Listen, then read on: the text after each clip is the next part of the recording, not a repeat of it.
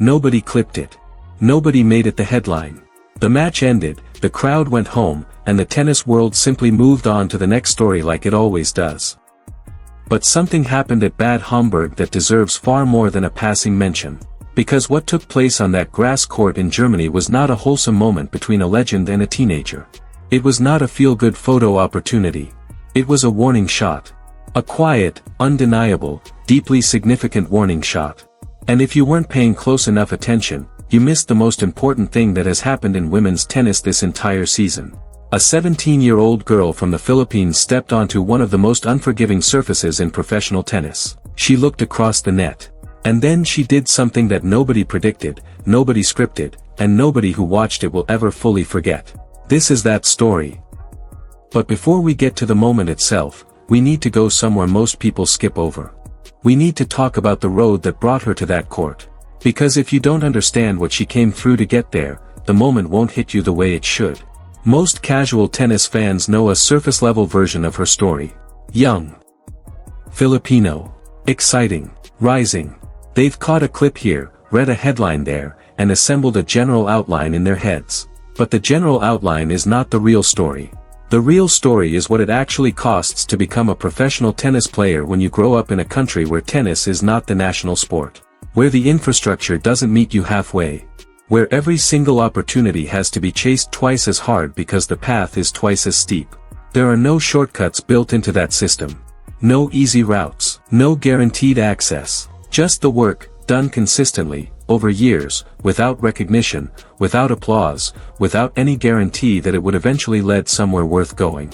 She paid that cost. Quietly. Repeatedly. Long before anyone outside junior tennis was paying attention. And that matters enormously. Because what you are about to understand, what happened at Bad Homburg, was not a beginning. It was a convergence. Every hour she put in, every adjustment she made on low balls and approach shots and high-pressure decision-making, it all arrived at a single point on a grass court in Germany and said, this is what it was all for. Now let's talk about Venus. Because Venus Williams is the layer of this story that completely changes its emotional weight. When the doubles pairing was announced, the reaction was predictable. People smiled. They called it lovely. A legend and a rising teenager, what a wonderful image. And almost immediately underneath that warm reaction, a quiet assumption began forming in people's minds. That Venus was the real story. That the teenager was the charming subplot. That the crowd would applaud the legend and politely acknowledge the young girl standing beside her. That at some point, the gap between what Venus is and what the 17-year-old is would become obvious on the court. That assumption never got the chance to be right. Because Venus Williams walking onto a grass court is not Venus the symbol. It is not Venus the history lesson. It is Venus the competitor. And those are entirely different things. The moment she stepped onto that court in Bad Homburg, her body language made one thing immediately and unmistakably clear. She had not traveled to Germany to be gracious. She had come to win. Her serve in those opening games was not sentimental. It was aggressive, deep, placed with precision. The kind of serve that compresses time for the returner, that removes options before a decision can even be formed. Her movement was sharp. Her awareness was alive. And everything about the way she tracked the match told you that whatever people had assumed about where Venus is right now was probably missing something important. But here is the thing. Venus was not the most surprising person on that court. Let that settle for a second. Because when you go back and watch what was actually happening in those early games, when you track the ball and the movement and the choices being made in real time, there is a specific, undeniable moment when you realize the 17-year-old is not just keeping up. She is contributing in ways that genuinely do not make logical sense for someone her age on this particular surface. Grass is not a normal test. Grass is where the sport becomes almost merciless.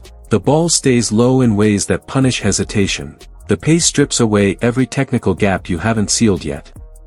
Your footwork has to be so deeply automatic that conscious thought is no longer part of the process, because there is simply no time for conscious thought. Experienced players have described grass as the surface that finds everything you've been hiding. Every flaw, every mental weakness, every gap between what you believe you can do and what you actually can. And then it uses those things against you without mercy and without apology. Veterans struggle on grass. Talented young players routinely look completely lost on grass. It takes years of specific, repeated, high-stakes exposure before a player starts to feel genuinely at home out there. She is 17, and she looked comfortable in ways that had absolutely no business existing yet. Watch her footwork in those early games and you're watching someone who has done serious, deeply internalized work. The small adjustments on low balls, the weight transfer on approach shots, the decisions about when to attack and when to reset, made not as calculations, but as instincts. Automatic responses built through repetition that has gone somewhere permanent inside her. That is not something you fake. That is not something that appears by accident. That is the result of work that went deep enough to become part of how she plays. But even knowing all of that, nothing fully prepared the crowd for what happened when the pressure arrived. Because their opponents were not passive. They were experienced, physical, and they came with a specific plan. And for a window, that plan started working. The first set had gone cleanly, 6-3, authoritative. But the second set opened with a different energy.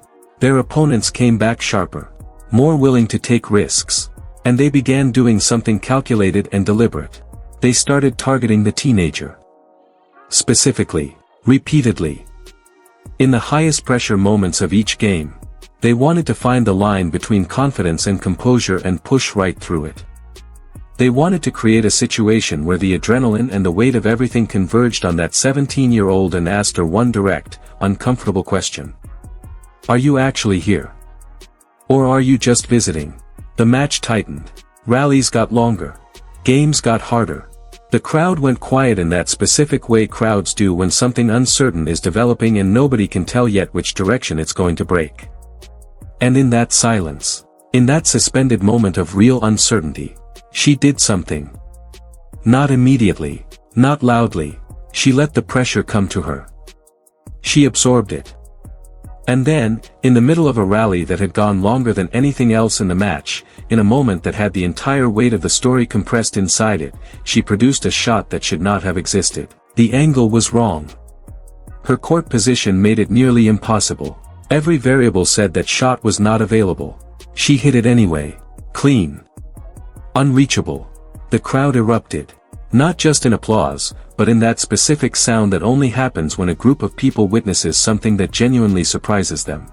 That mixture of noise and laughter and collective disbelief that is really just hundreds of people asking the same question at the same time. How? How did she see that? How did she get there? How is a 17-year-old on a grass court in Germany answering pressure like this?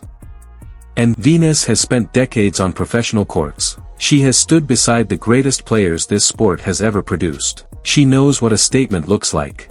She knows what it feels like when someone on your side of the net decides, quietly and completely, that they are not losing today. She looked at her partner in that moment. Brief. Understated. But if you were watching closely enough, you saw it. And what it said, without words, without ceremony, was simply this. You belong here. And then the match closed, 6-3, 6-4. Clean. Final. Decided. But the scoreline doesn't tell you the full emotional truth of what those two sets contained. It tells you the result. Not the journey. The journey was a psychological experience compressed into one beautiful, demanding, deeply revealing afternoon on a grass court. The early fluency. The unexpected chemistry. The mounting pressure. The opponents targeting the youngest person on the court. The moment where everything tightened and the story could have gone either way. And then her answer. The shot that shouldn't have existed. The crowd erupting. Venus noticing. The match turning from contested to closed in the way matches turn when one side has made a decision the other side can feel. And then the handshakes. The walk off the court. And a 17-year-old carrying something she didn't have when she walked on. Here is what nobody is saying loudly enough right now. She is no longer a story about potential. Potential is a word people use when they see something real but need more time before they are willing to commit to believing in it. What happened at Bad Homburg was not potential. It was proof. Real, earned, match-tested proof, delivered on the surface that exposes everything, against opponents who came ready and tried to take it from her and couldn't. She passed every test that match put in front of her. The grass court footwork test. The composure under fire test. The respond when you are being specifically targeted test. The produce something extraordinary when the moment demands it test. She passed all of them. In one afternoon. On a court in Germany. And Wimbledon hasn't even started yet. That sentence deserves to sit with you for a moment. Because if you understand what Bad Homburg actually meant, the idea of her walking into Wimbledon with this grass court confidence, this momentum, and this specific self-knowledge she didn't have 3 months ago, that should create a very precise feeling. Not vague optimism. Not general hope. Evidence-based anticipation. Rooted in exactly what you just watched happen. The people who believed in her earliest, who found her when she was barely a name outside junior tennis circles, who understood that what she had went deeper than any highlight reel could show, those people are watching Wimbledon approach with a very specific kind of feeling. Not surprise, not shock. The quiet, steady satisfaction of watching something they already knew become something the entire world is finally beginning to understand. What does it look like when a teenage girl from the Philippines stands on a grass court in Germany beside one of the greatest players who ever lived and shows the world exactly who she is? You just watched it. And Wimbledon hasn't even started yet.